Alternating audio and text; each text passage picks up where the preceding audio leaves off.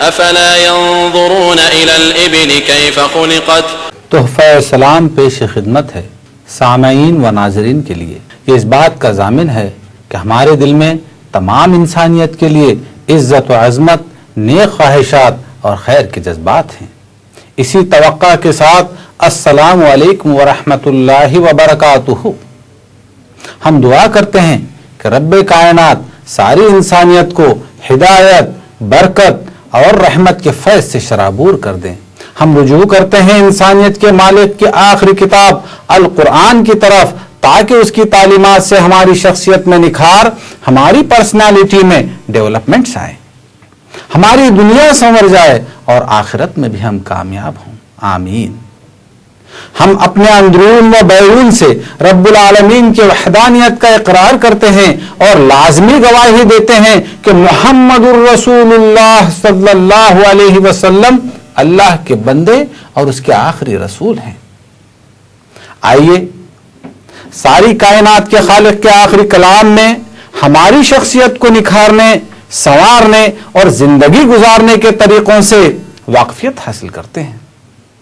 پابندی عہد یعنی کمٹمنٹ آف پرامیسز کے متعلق کتاب اللہ میں انسانیت کو کیا ہدایت اور کیا گائیڈ لائنز حاصل ہوتی ہیں، آئیے ہم اس موضوع پر تدبر اور تفکر کرتے ہیں.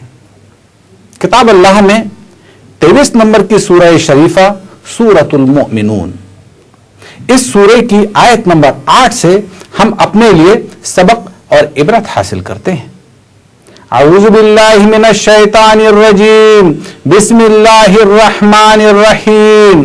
والذین هم لأماناتهم وعہدهم راعون، صدق اللہ العظیم وصدق رسولہ النبی الکریم ونحن علی ذلک لمن الشاہدین والشاکرین والحمد للہ رب العالمین. رب نے فرمایا وہی ایماندار لوگ الٹیمیٹ سکسیس حاصل کر سکیں گے جو اپنی امانتوں اور اپنے عہد و پیمان کی رعایت کرتے ہیں، اپنے کمٹمنٹس کو پورا کرتے ہیں. ہماری زندگی کے کئی سٹیجز ہیں. ہم ان سٹیجز میں دوسرے انسانوں سے کسی نہ کسی طرح سے کمیٹڈ ہوتے ہیں. یہ کمٹمنٹس کئی بار اوپنلی ہوتے ہیں، جیسے کسی کاروباری معاملے میں، کسی ڈیل میں یا کسی امانت کے معاملے میں. لیکن بہت سارے ہمارے کمٹمنٹس خاموش اور انڈکلیئرڈ ہوتے ہیں، جس میں ہم کوئی تحریر ایک دوسرے کو نہیں دیتے، لیکن مورلی ہم ان کمٹمنٹ سے بندھے ہوئے ہوتے ہیں. ہماری زندگی کے بھی کئی دور ہوتے ہیں. ہر دور میں ہم کئی رول بھی ادا کرنے ہوتے ہیں. مثلا ایک شخص کو ایک ہی وقت میں بیٹے کا بھی رول ادا کرنا ہوتا ہے اور والد کا بھی. ضعیف والدین کے لیے وہ خدمت گزار اولاد ہوتا ہے، اسی وقت وہ اپنے معصوم بچوں کے لیے ڈیڈی کا رول بھی ادا کرتا ہے. ان رشتوں میں وہ کسی ایگریمنٹ کے ڈاکیومنٹ پر سائن نہیں کرتا، بلکہ وہ بخود والنٹریلی کمیٹڈ ہوا کرتا ہے. اگر آیت کو براڈ سینس میں لیا جائے تو اپنے اندر میں وائڈ کوریج رکھتی ہے. جو لوگ اپنے وعدے، اپنے کمٹمنٹس کی رعایت کرتے ہیں، ان کے بارے میں کانشیس ہوتے ہیں، انہیں پورا کرتے ہیں، وہی کامیاب ہوں گے. کامیابی حاصل کرنے کی تمنا بھی ہر انسان میں ہوتی ہے. دنیا کی ہر فیلڈ میں وہ کامیابی چاہتا ہے. اس کے ٹارگٹس بھی عمر کے ساتھ بدلتے رہتے ہیں. اسٹوڈنٹ لائف میں وہ اپنے ایگزامس میں کامیاب ہونا چاہتا ہے. ایک دور آتا ہے کہ وہ اپنے کریئر میں سکسیس چاہتا ہے. حالانکہ ہر شخص کو وہ سب کچھ نہیں مل جاتا جس کی وہ تمنا کرتا ہے.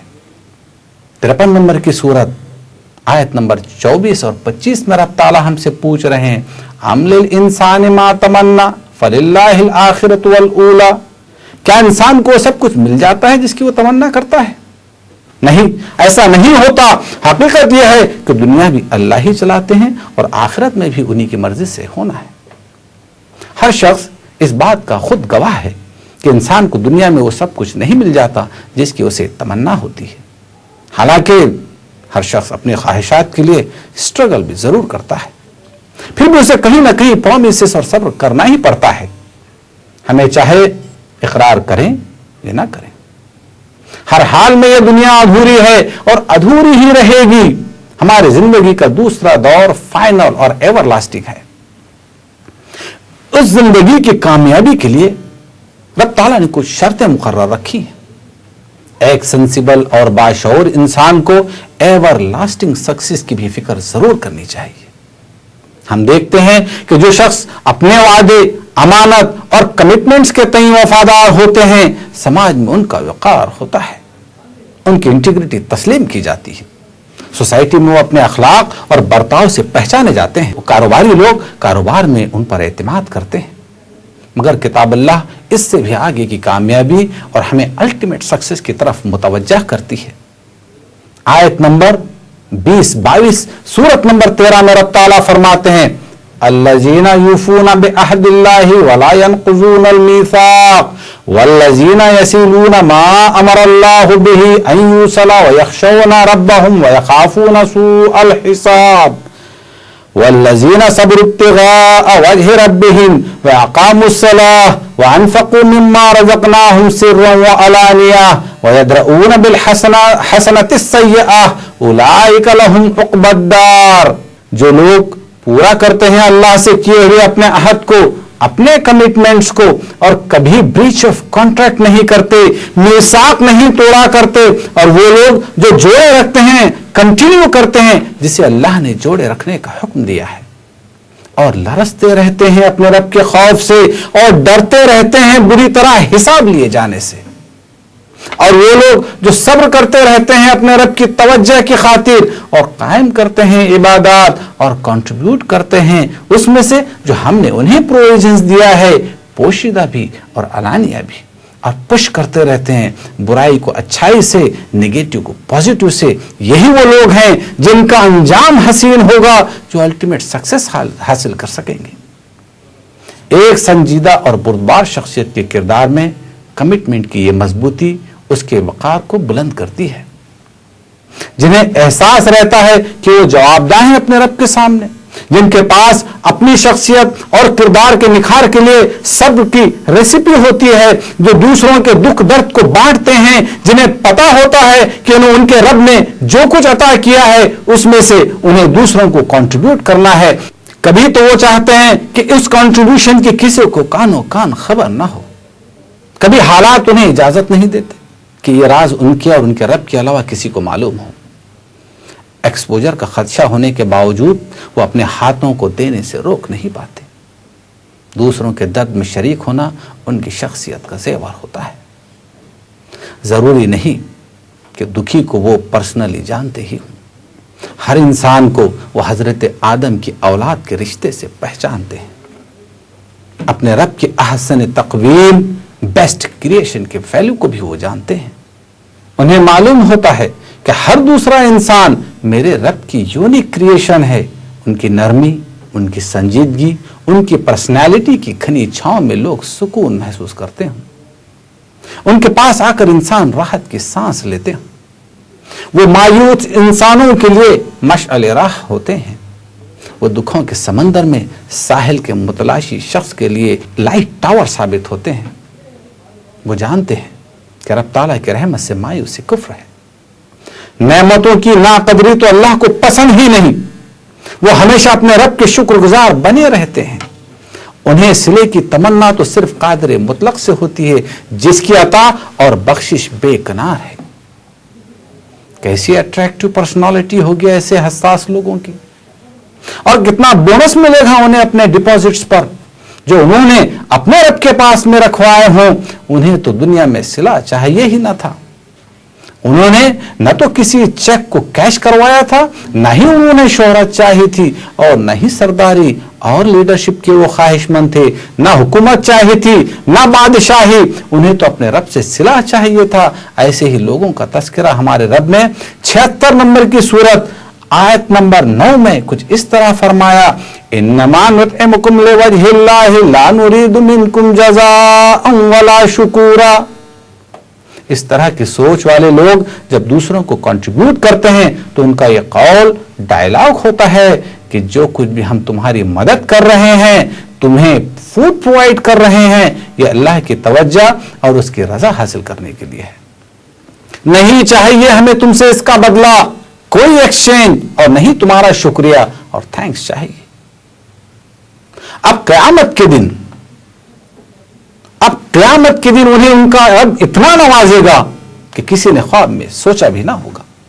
وہ سدا بہار نعمتیں عطا کرے گا جو ختم نہ ہوں، ایسی لگژریز انہیں فراہم کرے گا جو فار ایور رہیں گی.